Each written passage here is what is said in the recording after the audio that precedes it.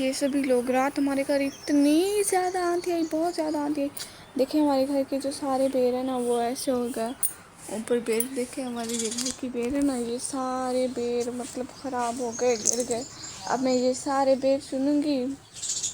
ये बॉल, आप वो लोगों को पता है ये शादिया की बॉल है। शादिया जब ईद वाले दिन आई थी ना, 2 बॉल लेकर आई थी, कहती थी मेरी छत पे डालो, छत पे डालो, छत पे डालो। फिर खुद ही रोने लग गई थी कि उतार के दो। था कोई नहीं घर में, फिर किसी ने उतार के भी नहीं दी, इसको उधर डाली थी उसने छत पे। चलो, मैं अब ये सारे पेड़ मुझे चुनने हैं, ठीक है। फिर मैंने बिस्मिल्लाह करके अपने काम में शुरू हो गई हूँ। मैंने सबसे पहले झाड़ू उठाया। अगर मैं ये पेड़ एक एक करके इकट्ठे करती तो मुझसे पूरा दिन लग जाना था।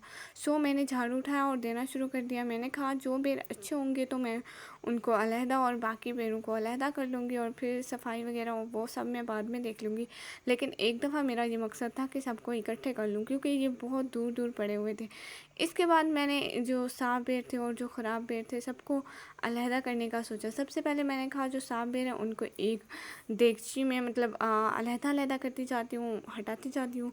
तो उनको फिर अलहदा से वॉश कर लूँगी, फिर जैसे अच्छा बन जाएगा ना, मतलब ठीक साफ भी हो जाएंगे। ऐसे अगर मैं दूर से करती तो मुझे टाइम भी लग जाना था, और मतलब आप लोग समझ सकते हैं।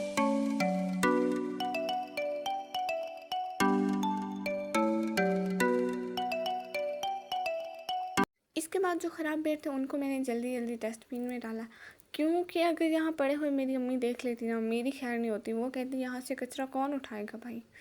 उनको नहीं पता मैं कितनी शरीफ हूँ, लेकिन फिर भी काम तो घर के करने पड़ते हैं। इसके बाद मैंने ये साफ़ किया और फिर मैं इनको उनकी जगह पे रखने चली गई। यहाँ पे मैं वो बेर जो मैंने अभी निकाले थे, अच्छे वाले बेर, ठीक है, मैं उनको साफ़ करके धो रही थी कि वो खाने के काबिल हो जाए। उनको अच्छे से वॉश करने के बाद मैंने करीब देखा कि इतने सारे बर्तन पड़े हुए हैं। चलो कोई नहीं, आज अम्मी की हेल्प कर ली जाएगी। सारे बर्तन मैंने जल्दी जल्दी से वॉश कर दिए, क्योंकि अम्मी भी देख कर खुश हो जाएंगी कि आज निकम्मी ने फाइनली कोई काम बगैर कहे किया है।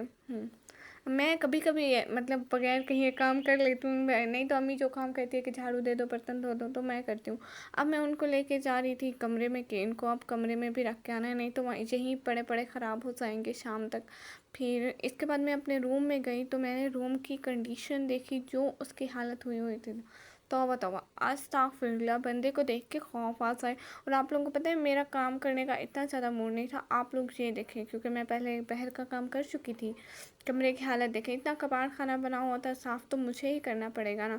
मेरा काम करने का बिल्कुल मूड नहीं था, जिसकी वजह से मैं काम थोड़े और मस्तियाँ ज़्यादा कर रही थी।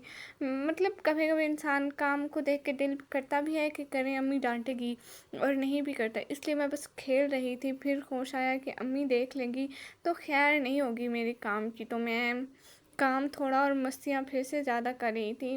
मेरा मूड ही नहीं बन रहा था काम करने का।